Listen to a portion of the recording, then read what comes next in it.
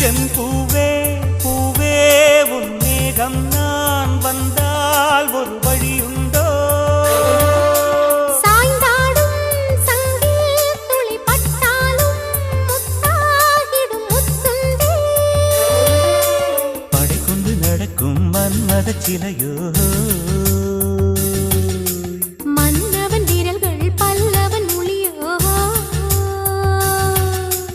இமைகள் உதடுகள் ஆகுமோ வெட்கத்தின் விடுமுறை ஆயுளின் வரைதானோ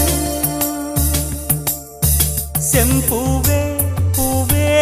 உன் மேகம் நான் வந்தால் ஒரு வழியுண்டோ